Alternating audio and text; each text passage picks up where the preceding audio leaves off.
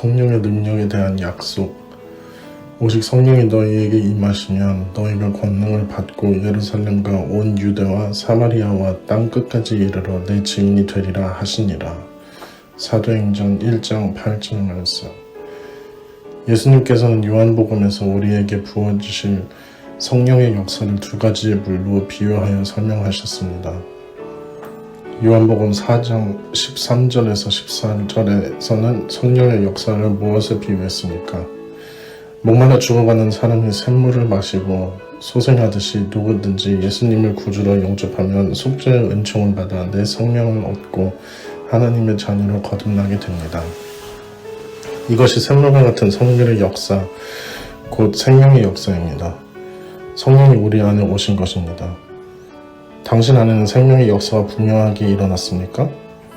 그 증거는 무엇인지 써보세요. 요한복음 7장 37절에서 38절에서는 성령의 역사를 무엇에 비유하셨습니까? 요한복음 7장을 보면 예수님께서는 성령의 역사를 강에 비유하셨습니다. 샘물과 강은 물이라면 면에서는 다를 것이 없습니다. 그러나 분량과 역사하는 차원에서는 엄청난 차이가 있습니다. 목마름을 해결하고 생명을 얻기 위해서는 시원한 샘물만 있으면 됩니다. 반면에 강은 식물과 바다까지 소생시키고 도시의 사람들이 필요한 물을 공급합니다. 그래서 큰 강이 있는 곳에 도시가 서고 나라가 세워지는 것입니다. 예수님께서는 강에 대하여 말씀하신 뜻은 강 같은 은혜의 역사, 곧 성령의 충만한 역사를 말씀하는 것입니다. 곧 도시가 소생하고 민족이 부흥되는 역사가 일어나리라는 것입니다. 몇 년 전 새해 교회 표어를 정하기 위해 기도원을 찾아가 기도하는데 요한복음 7장 38절에 생수의 강이 흘러나오리라 라는 말씀을 받았습니다. 교회 표어를 하나님의 은혜가 강같이 흐르는 교회라고 정하고 너무 좋아서 흥분했습니다. 그러고 나서 그 말씀을 깊이 묵상하는 중에 큰일 났다 하는 생각이 들었습니다. 교우들이 들으면 어떻게 생각할까? 웃지는 않을까? 교회의 여러 가지 크고 작은 일들도 해결하지 못하고 허덕이면서 표현만 거창하게 세워놓은 것이 아닌가 하는 고민을 하게 되었습니다.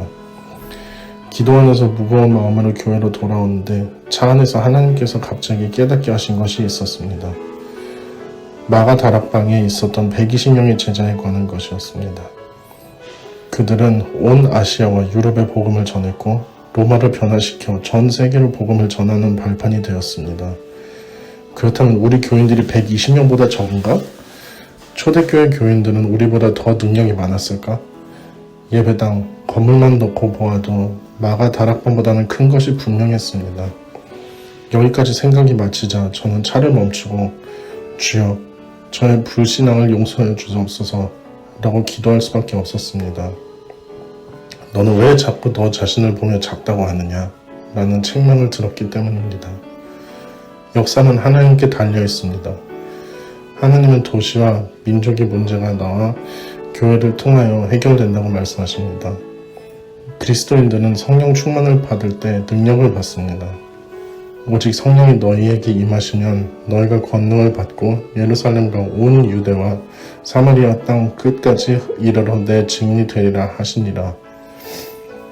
예수님께서는 성령이 임하시면 권능을 받을 것이라고 말씀하셨습니다. 물론 명을 얻는 것이 능력이 있는 것보다 더 중요하다고 할 수 있습니다. 그러나 그리스도인은 생명을 얻는 것에 만족해서는 안 됩니다. 왜냐하면 생명만 있고 능력은 없다면 아무것도 할 수 없는 갓난 아이와 같기 때문입니다. 그리스도인으로서 능력 있는 삶을 살기 위해서는 반드시 성령께서 주시는 능력이 필요합니다.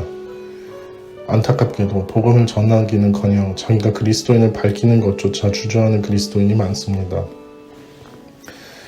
자유롭지 할 것 같고 불이익을 당할 것 같고 논쟁에 휩싸일 것 같고 너무 튀는 것이 아닐까 걱정합니다. 이것이 성령 충만함을 받지 못한 성도의 전형적인 현상입니다. 어느 성도가 한동안 직장 식당에서 식사 기도를 할 자신이 없어서 점심 식사 전에 화장실에서 감사 기도를 하고 식사를 했다고 고백했습니다. 사람들의 시선과 비판이 의식이 있기 때문입니다. 성령 충만 없이는 식사 기도도 제대로 못하고 삽니다. 복음서의 제자들과 사도행전의 제자들 같은 사람들이지만 분명한 차이가 있습니다. 복음서에서의 제자들은 3년 동안 예수님과 동행하고도 예수님을 배반했습니다. 그러나 예수님의 부활 승천 이후 오순절에 성령께서 임하시자 그들은 완전히 달라졌습니다. 순교도 두려워하지 않고 부활의 주님을 증거하는 자가 되었습니다. 성령의 권능을 힘입었기 때문입니다. 성령 충만 받으면 어떤 능력이 생길까요? 첫째, 성령 충만을 받으면 승리할 수 있는 힘이 생깁니다. 죄에 대해 승리할 수 있습니다. 마귀에 대해 승리할 수 있습니다. 세상에 대해 승리할 수 있습니다. 자아에 대해 승리할 수 있습니다. 둘째, 성령 충만을 받으면 새로운 능력이 부어집니다. 의심이 사라지고 믿음의 확신이 생깁니다. 예수님을 증거하는 전도의 능력을 받게 됩니다. 기도의 능력을 받습니다. 원수도 사랑할 수 있는 힘이 생깁니다. 하나님 나라와 교회를 위해 봉사할 능력을 얻게 됩니다. 성령 충만을 받으면 하나님을 알게 되고 마음을 새 힘을 얻습니다. 새로운 삶과 비전을 바라보게 되고 삶의 의미와 목적이 달라집니다. 자아를 추구하던 삶이 하나님을 추구하는 삶으로 바뀝니다. 성령 충만을 받으면 다른 사람과 더불어 사랑하고 연합하게 됩니다.